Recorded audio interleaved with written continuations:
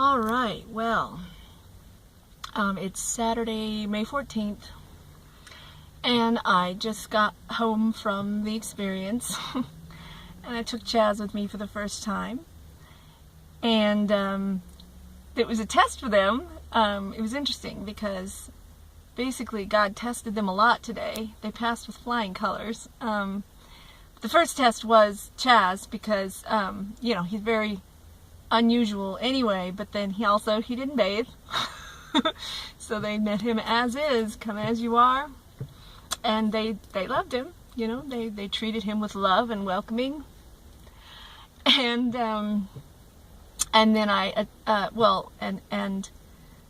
the whole service was about asking the church, how do we become a better church? How do we create a church that really meets the needs of people and gets them in the doors, gets them involved, keeps them involved, meets their needs? So the whole thing was like a needs assessment. It was absolutely perfect. It was absolutely beautiful. I just couldn't have asked for anything more beautiful. And then they were talking about the fact that they're moving into a bigger building, and so they're getting ready to grow, which obviously I'm here to help them do. And so it was just perfect. It really was amazing. And then after the regular church service, then there was a class on the experience, and basically that was Chaplain Anthony really sharing how his specific personal church functions, his vision for it, and his expectations and his commitment, and it was fantastic. It really, I will say that it was the absolute polar opposite of what I experienced at the Vineyard, including the fact that he told a story about a time when the church had an outdoor picnic. And they were at a park, and a man and his son actually got into a loud fist fight. They weren't members of the church. They were just there at the park. And then it was time for Anthony to give a sermon or a speech, a talk, whatever. And the son actually ran up on stage, grabbed the microphone, started saying all this, stuff, profanity, whatnot. And so everybody was like, oh my gosh, what do we do? And Chaplain Anthony said, hey, we got some pancakes. You want a pancake? And the guy stopped, and he was like, yeah. So he got a pancake, and he sat down front and center and listened to Anthony's sermon.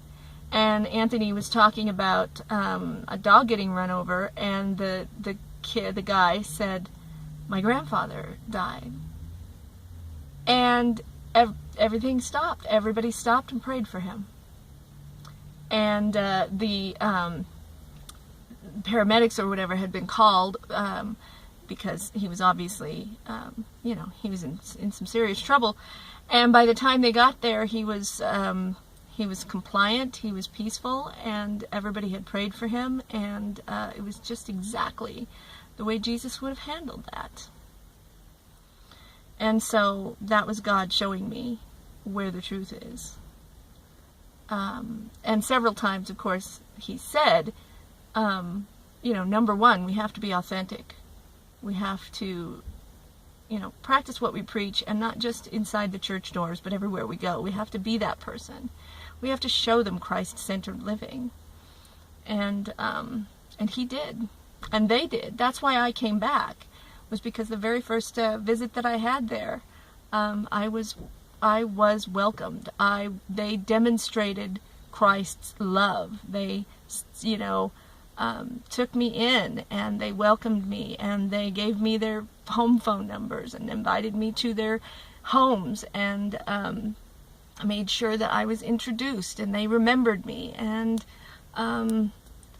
they care. They do truly care. They truly live the teachings of Christ. They modeled Jesus's behavior. What's interesting is that I know all about Christ, and I have an extremely intimate personal relationship with God, so I know all about God. What I don't know about is Jesus. Christ is older than Jesus. Jesus is just a kid. He's only a couple thousand years old. So I know all about Christ and Christ-centered living, and nobody has to teach me that at all. I have absolutely no choice but to live it every single moment of every single day, because I have no free will. But again, it's Jesus that I haven't known about. And of course I'm learning, and I do know about Jesus now. Enough to know that what I was treated with was not what Jesus would have wanted me to be treated with. And so, yeah, as far as learning, that's what I want to learn from this church is about Jesus. And I want to see a church in action the way it's supposed to be. And I think I found it.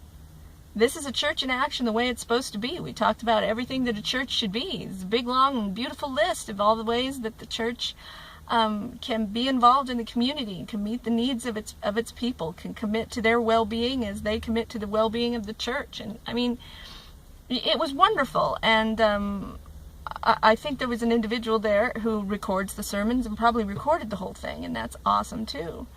And then the class went into it in more detail and was very specific about things. And it was like, no, we do this. This is what we do here. And, it's like, if that's not what you're looking for, and they said, there are lots of different ways, lots of different churches. And so they didn't put down a single other church. They didn't put down anyone. And Chaplain Anthony, he made it very clear. He said, we had somebody in here that killed somebody, they include the sinner. They practice the prodigal son. They don't give a sermon on it and then throw the sinner out on the sidewalk. He didn't give a sermon on the prodigal son. He didn't need to. He demonstrated it. I don't need to hear the parables of Jesus. Honestly, I just want to see them demonstrated. And that's what I saw. He demonstrated the prodigal son. He included the sinner. Not that he didn't see me as a sinner. Everybody loves me. Everybody, in fact, when they asked me to talk, and afterward they said, oh, she gave a sermon. She gave a great sermon, and no, they love me, and they want me to come back. They want me to stay, and they admire me and everything else. So it wasn't, but he demonstrated it by telling me how he did respond when God gave him a sinner to take care of in front of the whole congregation, and he did just exactly what Jesus would have done. And then that's just what he talked about. And again, talk is cheap. Boy, did I learn that last Mother's Day. Talk is cheap. Do not tell me what you are going to do. Show me. Because, wow, just like I said after I visited the vineyard the first time, I said, well, if I come out to these people and they crucify me for it, they're a bunch of fucking hypocrites. And I don't think they're a bunch of fucking hypocrites. Well, I was wrong. And I'm, who knows how the people in the congregation are.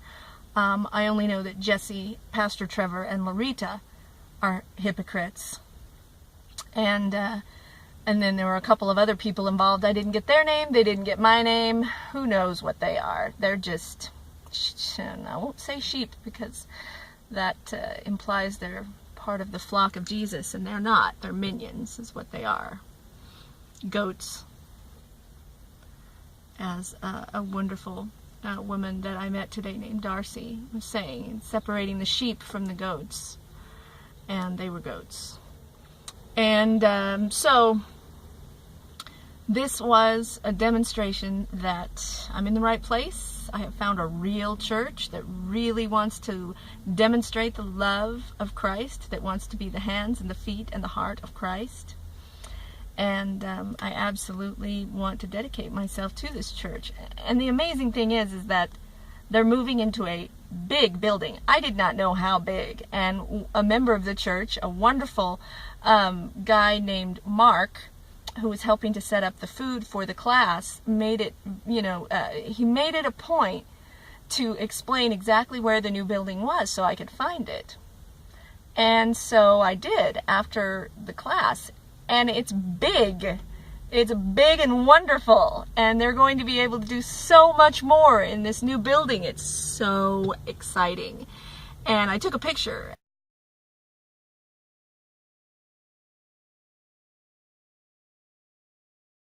And it says, Jesus for the people, right across the front of the church.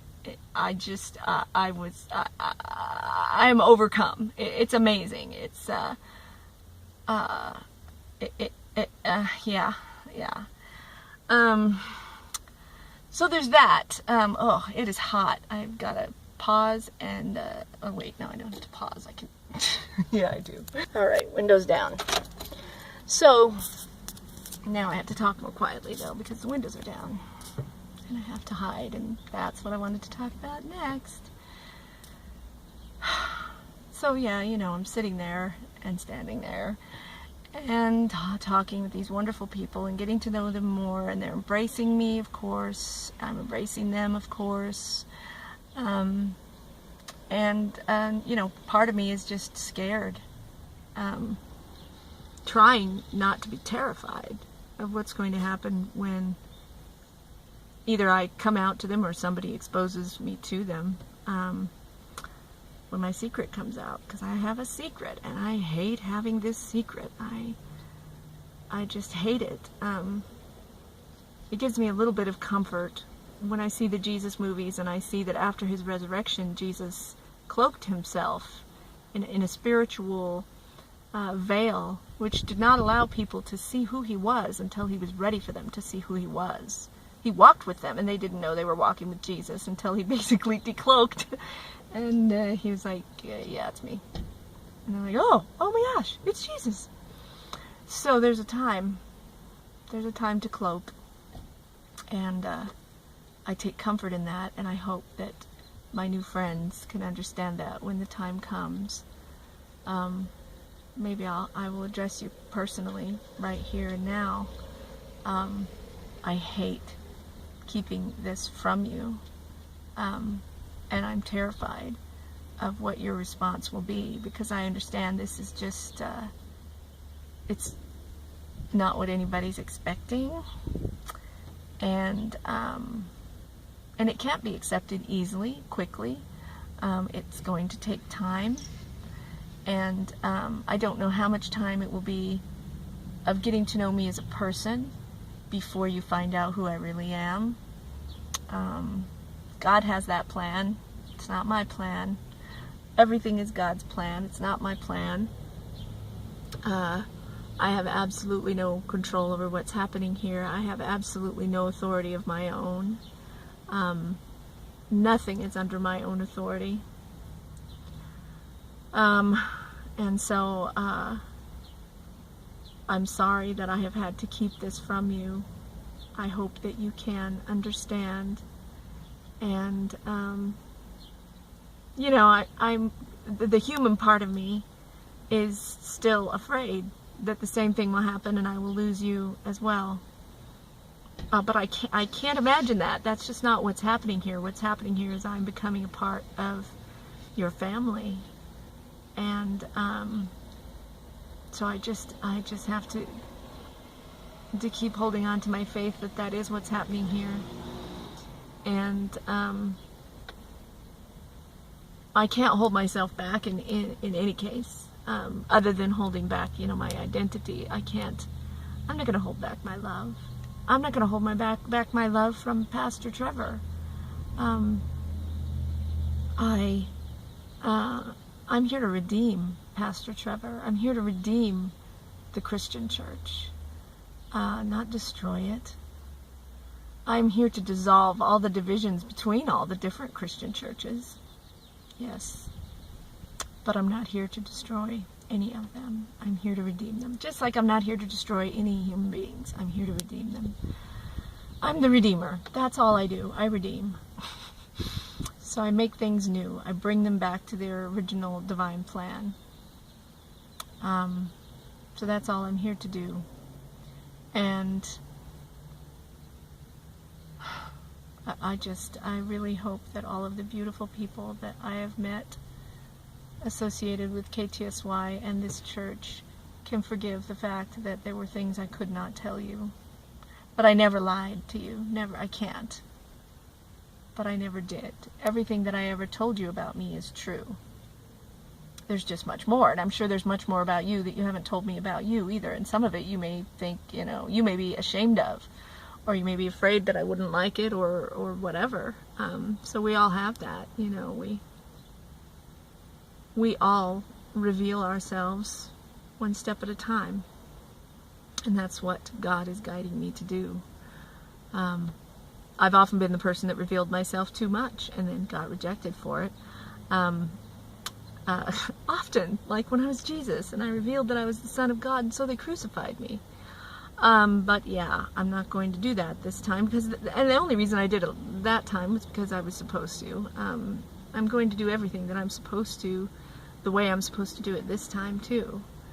No matter how uncomfortable it feels for me, it's the right thing to do. I can't do anything other than that. I don't have any free will to get in the way of God's will. So, please forgive me for not telling you. Alright, I have to get off that subject. I'm sitting here kind of, I don't know, upset, worried, yeah, human stuff, because I'm almost out of gas, and I'm out of money. So, and I asked to trade food for money with my mother, and she feels like she can't afford to do that. And so she's like, well, why don't you go to Grandma? And maybe that's what I'm supposed to do. Maybe that's how I'm supposed to make peace with Grandma over what happened on Mother's Day.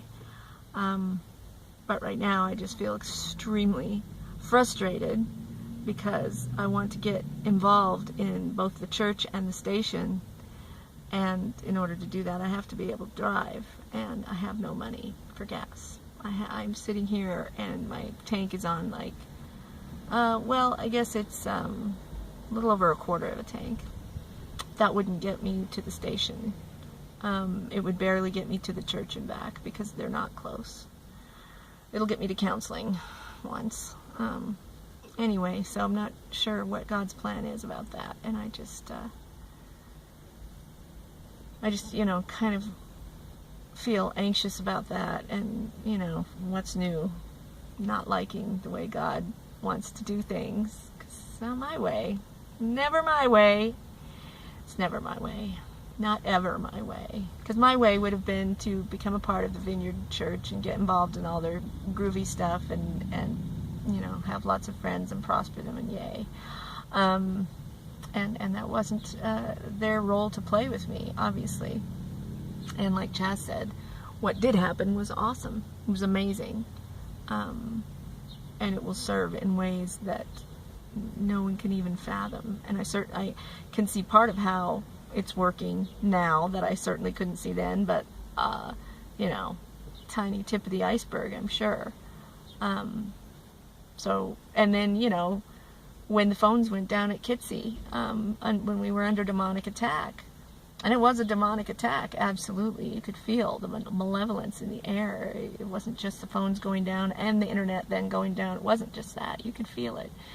And so, when I went out and I prayed for the protection of that place, that radio station, those people, what I said was, I know that the hand of God is working with everything. It uses everything. The hand of God uses Satan to bring people to God.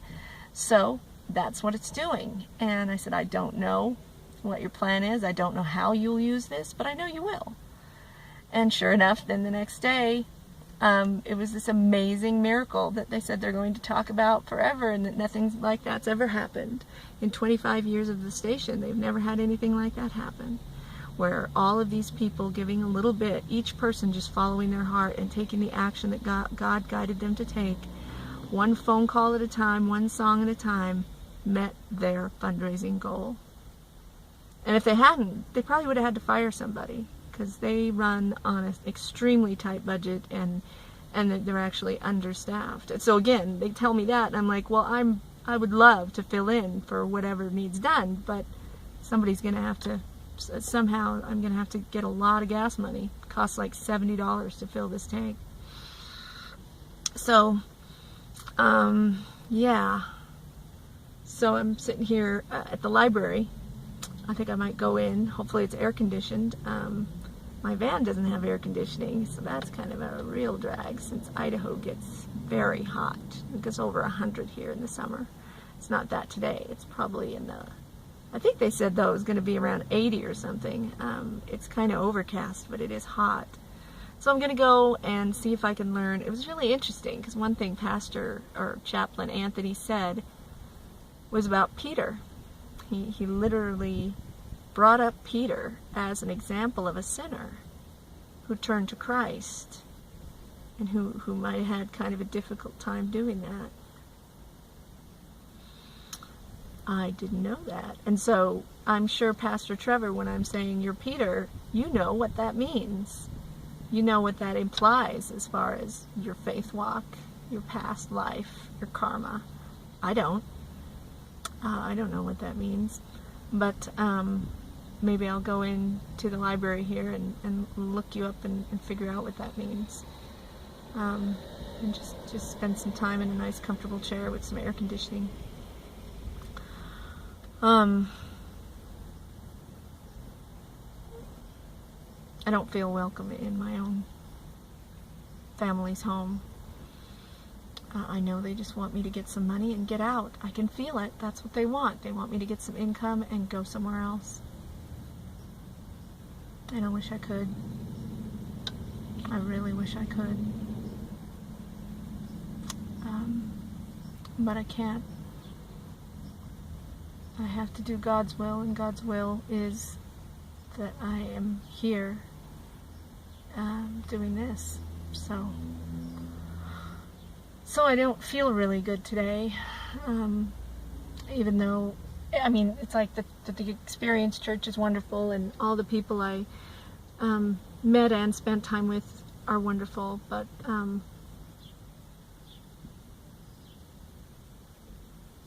I you know, it's hard not to think about all of the different, you know, the negative stuff, the stress. This is very, very stressful.